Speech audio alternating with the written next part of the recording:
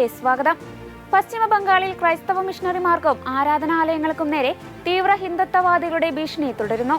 August 1 നസാത്തിലെ saint Claret പ്രമലോയ് എന്ന സ്ഥാപനത്തിൽ ഇരച്ചെത്തിയ സംഘം പ്രദേശം വിട്ടുപോകാൻ വൈദികനെ 7 ദിവസത്തെ അന്ത്യശാസനം നൽകിക്കൊണ്ടുള്ള ഭീഷണി മുഴക്കി. പ്രദേശം വിട്ടുപോകണമെന്നും അല്ലെങ്കിൽ വലിയ പ്രത്യാഘാതങ്ങൾ നേരിടേണ്ടി വരുമെന്ന ഭീഷണിയും ഇവർ മുഴക്കിയതായി ബരിയുപ്പൂർ രൂപതയ്ക്ക് കീഴിലുള്ള സ്നേഹഭവനം സ്ഥാപനത്തിന്റെ ചുമതലയുള്ള ഫാദർ അനുജ് ഹെബ്രോം മാധ്യമങ്ങളോട് പറഞ്ഞു.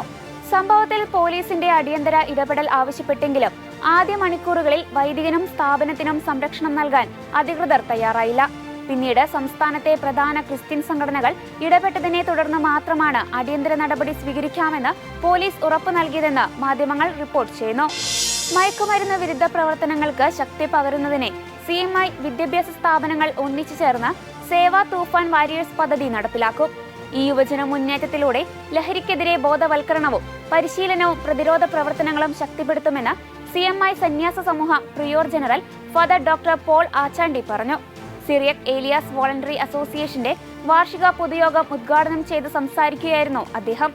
യുവജനങ്ങളിൽ വർദ്ധിച്ചു വരുന്ന മയക്കുമരുന്ന് ഉപയോഗത്തിനെതിരെ ശക്തമായ ഇടപെടലുകൾ നടത്തണം.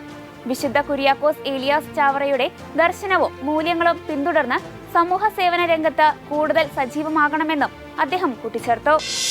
തെക്കു കിഴക്കൻ നൈജീരിയയിലെ എനുഗു സംസ്ഥാനത്തുള്ള ഉഡി ജില്ലയിലെ സെന്റ് ജോസഫ്സ് പള്ളിയിൽ വിശുദ്ധ കുർബാനയ്ക്കിടെ സായുധ സംഘത്തിന്റെ ആക്രമണം.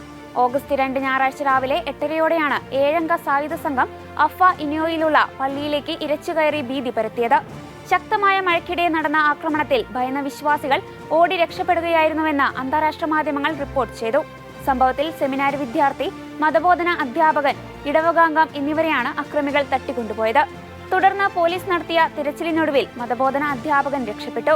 എന്നാൽ ലോറൻസ് ചിഡേര ഇഗ്ബോ എന്ന സെമിനാരി വിദ്യാർത്ഥിയും ഇമ്മാനുവൽ എന്ന വിശ്വാസിയും ഇപ്പോഴും സായുധ സംഘത്തിന്റെ പിടിയിലാണ്.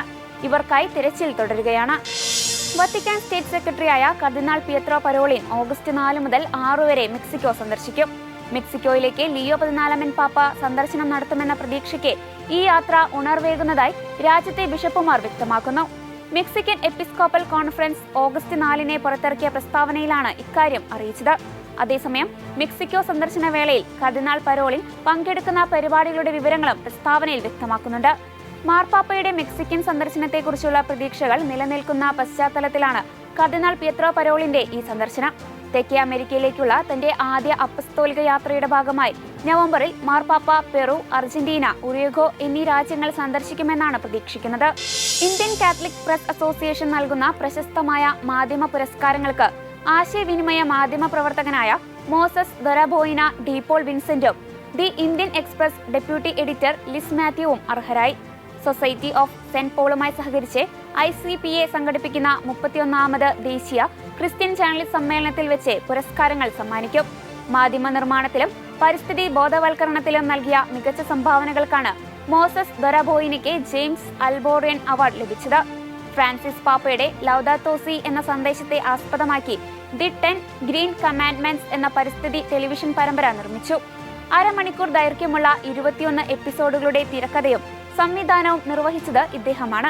അതേസമയം മാധ്യമരംഗത്തെ വിശിഷ്ട സംഭാവനകൾക്കും കഴിഞ്ഞ 3 പതിറ്റാണ്ടോളമുള്ള മാതൃകാപരമായ റിപ്പോർട്ടിങ്ങിനുമാണ് മുതിർന്ന മാധ്യമ പ്രവർത്തക ലിസ് മാത്യുവിനെ ഫാദർ ലൂയിസ് കരേനോ അവാർഡ് ലഭിച്ചത്.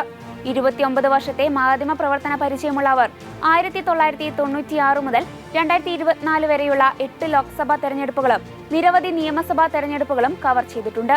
ദീപിക ദിനപത്രത്തിലൂടെ കരിയർ ആരംഭിച്ച ലിസ് മാത്യു പിന്നീട് India abroad, the Christian science monitor, ANI, mint തുടങ്ങിയ സ്ഥാപനങ്ങളിൽ പ്രവർത്തിച്ചു. 2014 മുതൽ ദി ഇന്ത്യൻ എക്സ്പ്രസിന്റെ ഭാഗമാണ്. ഇതോടെ ചർച്ച അപ്ഡേറ്റ്സ് പൂർണ്ണമാകുന്നു. നന്ദി.